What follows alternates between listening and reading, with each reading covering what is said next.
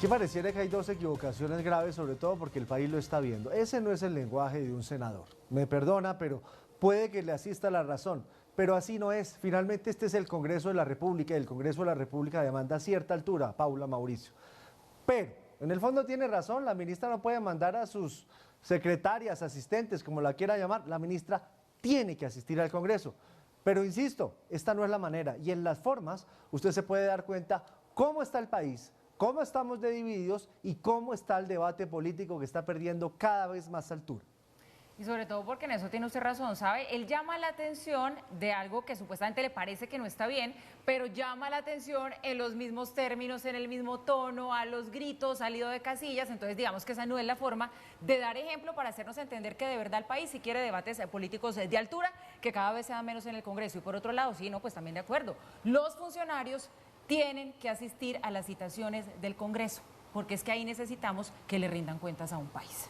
Efectivamente, aquí hay más de una contradicción, pero la más prominente, la más conspicua, es esta de estar denunciando que si no es a las malas, no le paran bolas a la gente y que los buenos modales, las buenas maneras, el tener argumentos, el ser razonable, pues no funciona en el Congreso.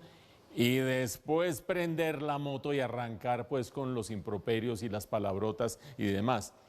Cada uno de los congresistas, no todos, hay que ser justos, pero muchísimos congresistas buscan sus 15 segundos de fama, sus 15 segundos de gloria, el estar apareciendo y el ser, la atracción en un momento dado en un debate. Bueno, el senador Guerra encontró esa manera bastante contradictoria de estar planteando algo, criticando algo y a la vez ejerciéndolo y a la vez siendo ejemplo de eso.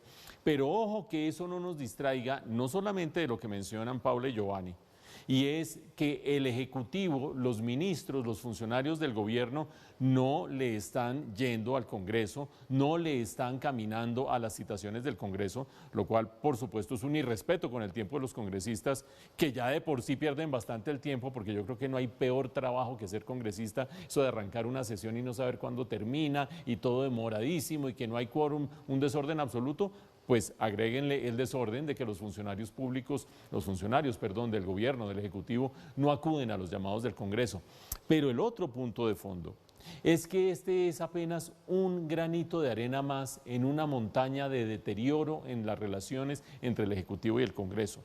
Súmenle ustedes que antes de que estallara el escándalo de la Unidad Nacional de Gestión de Riesgos de Desastres, ya había dificultades para que el gobierno lograra mayorías y pudiera pasar ciertas iniciativas. Por ejemplo, se cayó la reforma a la salud.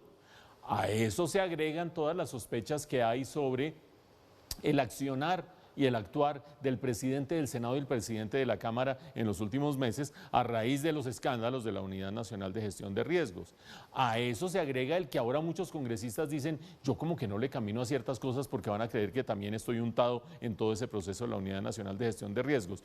Y si en medio de todo eso, el Ejecutivo, el gobierno, que harto necesita a los congresistas, es de tamaña displicencia, deja plantados a los congresistas, es decir, les hace así directamente, díganme ustedes con qué tipo de capital político y con qué tipo de vínculos el gobierno va a lograr que le pasen las reformas. No les extrañe que el presidente siga buscando o asamblea constituyente o referendo constitucional o qué sé yo qué más para pasar por otros caminos sus reformas si es que la institucionalidad del país aguanta tanta cosa.